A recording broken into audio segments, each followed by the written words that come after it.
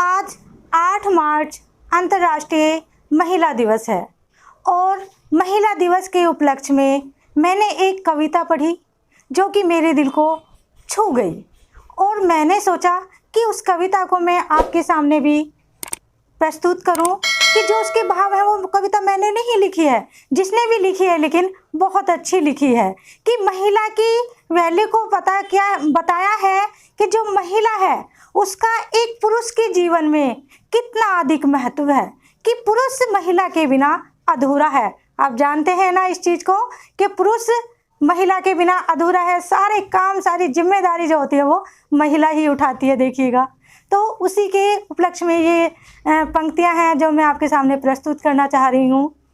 पुरुष को हमेशा एक स्त्री का साथ चाहिए, जो पुरुष है उसको हमेशा ही स्त्री का साथ चाहिए, ये तो आप सभी जानते ही हैं। फिर वो चाहे मंदिर हो या संसार, और चाहे फिर वो मंदिर हो चाहे संसार, सभी जगह स्त्री की क्या है, सत्ता है। जानते हैं ना। मंदिर में अब जब मंदिर जाते हैं तो मंदिर में क्या मिलता है कि कृष्ण के साथ किसकी मूर्ति होती है, राधा की, और राम के साथ सीता, उसी प्रकार से शंकर के साथ पार्वती। और शुभ देखिए, यहाँ तक तो ठीक है कि मंदिर गए सबके साथ में जोड़ा बना हुआ है। इसी प्रकार से सुबह से रात तक जो है वो सारी प्रोसेसिंग स्त्री के नाम से ही शुरू होती है। जैसे कि सुबह से रात तक मनुष्य को अपने हर काम में एक स्त्री की आवश्यकता होती है। पढ़ती समय विद्या की, फिर लक्ष्मी की। लक्ष्मी की आवश्यकता तो स्त्री या पुरुष को नहीं, सभी को होती है, तो इसलिए लक्ष्मी को थोड़ी ना भूल सकते हैं हम। और अंत में शांति की। अब देखिए, जब लक्ष्मी भी मिल जाती है तो मन को क्या हो जाती है, शांति हो जाती है। लेकिन शांति बनाए रखिए। अब ज़्यादा शांति ज़्यादा नाम नहीं लेना है। क्यों? क्योंकि शांति मेरी सासू माँ का नाम है भाई, ठीक है। तो कभी पता चला मुझे ही डांट पड़ेगी, क्योंकि आज जो है अंतर्राष्ट्रीय महिला दिवस है और महिला पर ही हावी ना हो जाए, ठीक है। तो आगे बढ़ते हैं हम।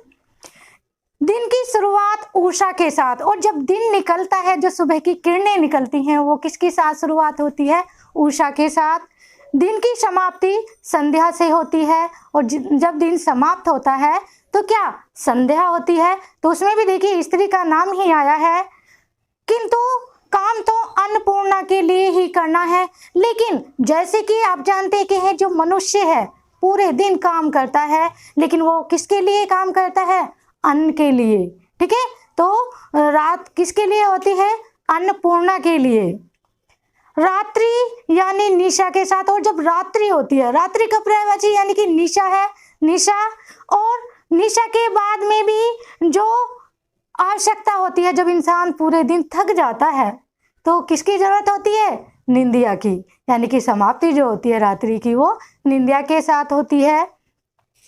उसी प्रकार से सोने के बाद सपना, और जब निंदिया आ जाती है, सो जाते हैं, तो क्या आते हैं, सपना आती है। भाई ये मत सोच लेना किसी के फ्रेंड का नाम सपना है तो वो उनके सपने में आ गई।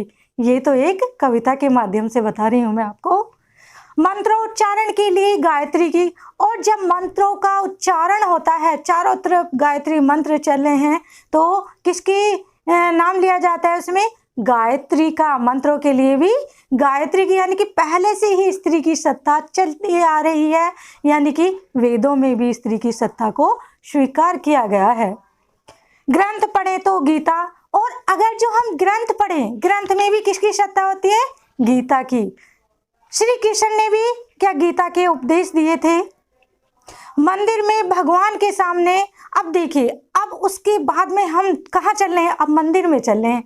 अब मंदिर में जब जाते हैं तो मंदिर में भगवान के सामने वंदना, पूजा अर्चना, आरती आराधना, और सब भी केवल श्रद्धा से। मंदिर में अब देखिए पूजा भी हो रही है, आरती भी हो रही है और अर्चना भी, लेकिन किसके साथ, श्रद्धा के साथ। जब मन में भाव ही नहीं होंगे, श्रद्धा भाव जो हम भगवान को अर्पित कर रहे हैं, तो क्या है, फिर हमारी पूजा अर्चना सब बेकार हैं। अब पूजा अर्चना किसी के नाम है वो बेकार नहीं है भाई, वो अपनी जगह बहुत अच्छी है, ठीक है। तो उस चीज को नहीं ध्यान में देना है। अंधेरा हो तो ज्योति, और जब अंधेरा हो जाता है तो किसकी आवश्यकता पड़ती है, ज्योति की आवश्यकता पड़ती है। अकेलापन लग रहा हो तो प्रेमवती एवं स्नेहा, अगर जो इंसान अकेला महसूस कर रहा है अपने लिए तो क्या प्रेमवती, कि कोई प्रेमवती हमारे पास में आ जाए और क्या हमारा अकेलापन दूर करो। स्नेहा, प्यार से हमें दो शब्द कह दे। कौन चाह रहा है? ये पुरुष चाह रहा है, ठीक है, ध्यान रखना है। स्त्री के लिए भी जरूरत होती है, लेकिन इस समय किसको जरूरत है? ये पुरुष को। लड़ाई लड़ने जाए तो जया और विजया, अगर जो लड़ाई लड़ने के लिए जाते तो वहां पर किसकी आवश्यकता होती है? इनकी जया और विजया। बुढ़ापे में करुणा, वो भी ममता के साथ। अगर जो बुढ़ापा आता है तो इंसान को किस चीज़ की आवश्यकता पड़ती? कि करुणा, कि जो हमारा जीवन है, हमने जो ये जीवन काटा है वो किस प्रकार से कटना चाहिए हमारा जीवन, यानी कि ममता के साथ। कोई हमसे प्यार से बोले, दो शब्द कह दे बस।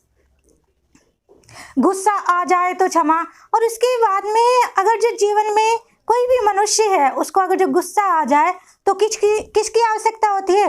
क्षमा की। अब जब भी पत्नी पे गुस्सा दिखाओगे तो वे क्षमा तो आपको मांगनी ही पड़ेगी, ठीक है। सभी के हस्बैंड मांगते ही नहीं मांगते, भैया मांगनी चाहिए। स्त्री की सत्ता को समझनी है तो इतना तो देखो करना ही पड़ेगा।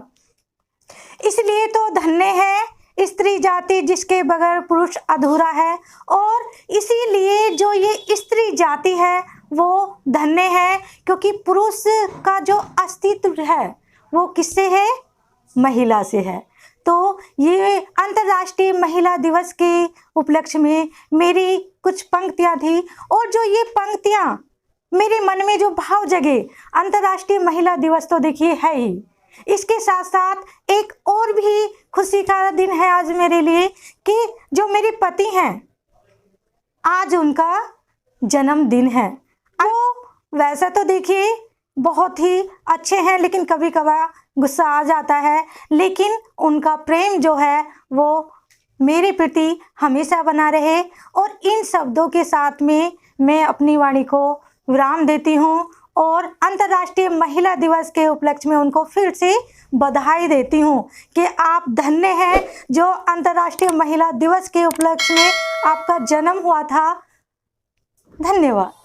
ये तो अंतर्राष्ट्रीय महिला दिवस के उपलक्ष्य में मेरे मन में जो भाव आए, किसी की जो पंक्तियां हैं ये बहुत ही हार्ट टचिंग थी, बहुत ही दिल को छूने वाली थी, तो आपको बधाई देने का ये एकमात्र साधन मान के चलिए।